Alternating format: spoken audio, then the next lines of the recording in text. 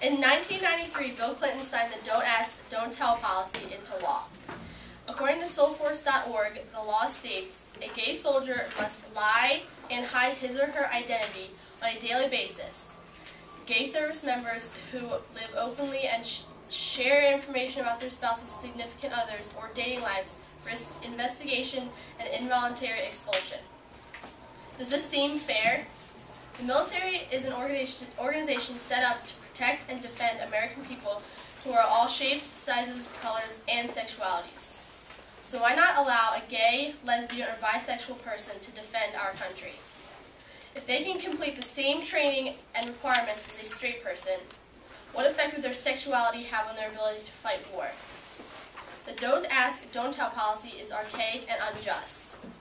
I believe that the Don't Ask, Don't Tell policy should be terminated, as the discrimination of homosexuals in the military is counterproductive and promotes violence and tension towards the gay community, is prejudiced to those who don't have a choice in their sexuality, and should be deemed unconstitutional. The Don't Ask, Don't Tell policy is counterproductive.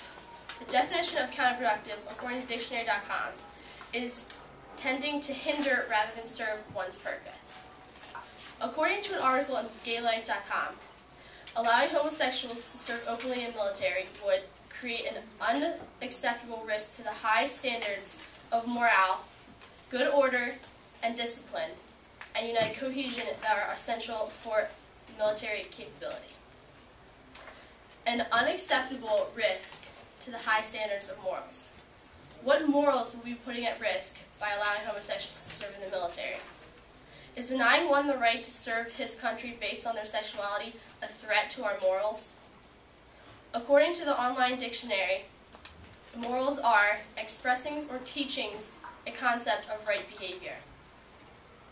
Yes, I know that the military is seen as an organization of safety, security, and creating peace. But is discriminating just overlooked? Is violence and hatred toward homosexuals just overlooked to keep this image of the military that the military has created? The military is a place to eliminate violence for the American people, when in reality the violence is right inside our own military. The military should be an organization that the American people look up to. We should see the military and want to be true, patriotic, and earnest. We should want no discrimination and to see everyone as equal. I know this may be an unrealistic expectation, but I believe that it should be expected of not only American people, but human beings in general. Why do we need to hate someone based on a tiny fact? Why do we need to... What makes us so judgmental of others? Does it make us feel better about ourselves? And if it does, we should feel ashamed. In a recent article in Time.com, with the new revision of the Don't Ask, Don't Tell policy, the law will now require a senior officer, a general or admiral, to evaluate the servicemen or women for being gay. What is this general's decision based on? Are these men and women not dressed well? Are they too gay? So homosexual has to be approved. This boggles my mind. What is so difficult about letting someone be who they are and do something great like serve their country? Why are we making it harder on ourselves? I do recognize the problem what the military sees with letting homosexuals serve the military. Those in the military are typically jarheads, aren't scared of anything, and risk their lives every day for their country. They have to be tough. The military is cutthroat. They seem to think that homosexuals cannot handle these ideas. But in my book, anyone who has the heart and strength, not only physically, but mentally, to enter the military and complete boot camp, deserves to be a part of the military just as much as the next person. The new plan for the Don't Ask, Don't Tell policy is not to eliminate it, but revising it. As I stated earlier, a homosexual serviceman or woman must be approved. I believe we should fully terminate the Don't Ask, Don't Tell policy. Who has the right to approve another? And if that general or admiral that is approving, shouldn't he be approved as well? I mean, it's only fair, right? But it's not fair. Homosexuals are being discriminated against for their sexualities. Since when is that a high standard of morality, as stated earlier? In 2006, former Air Force Major Mike Almy was fired after being found gay. Almy was discharged after a routine computer search showed personal emails he wrote while deployed in Iraq. The email was given to his commander and he was discharged, papers marked homosexual admissions. If the don't ask, don't tell policy was in place for the reason of not finding out someone's sexuality, why is the military searching through personal emails? Do these servicemen and women's emails affect their fighting abilities, and that's why the military has to keep track? If the military wants these servicemen and women's sexualities under wraps, why are they searching through their personal life?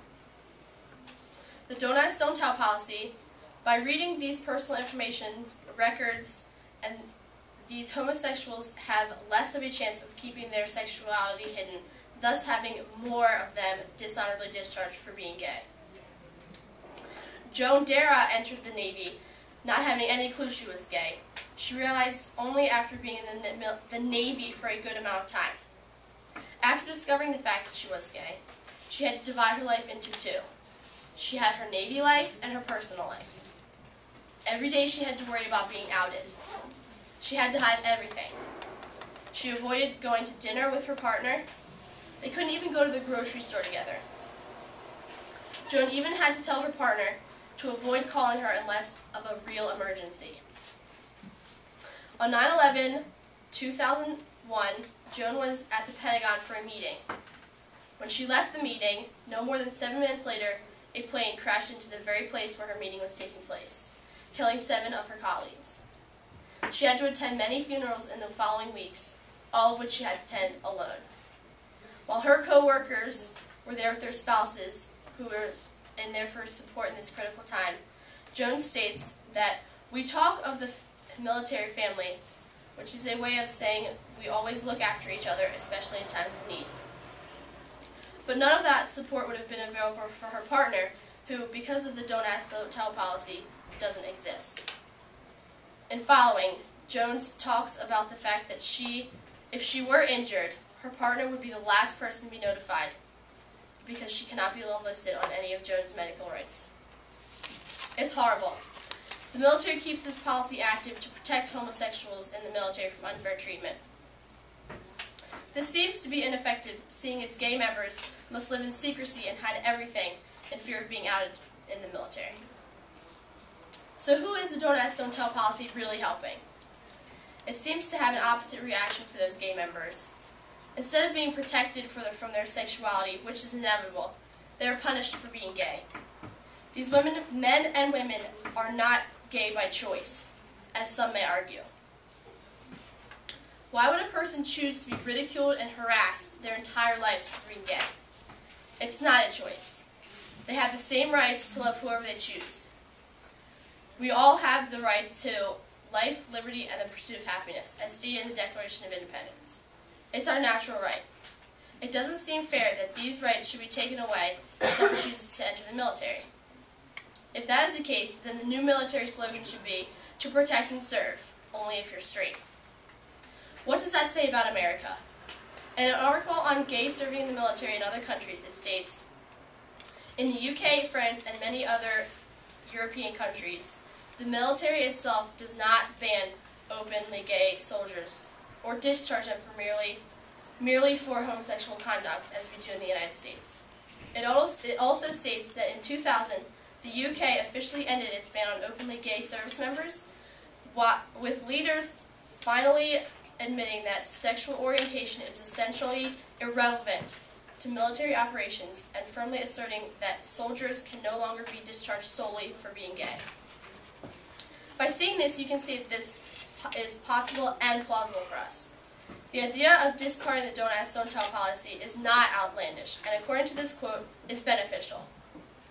France openly allows gays to serve in the military and also pokes fun at the American policy by changing it to don't ask, don't care.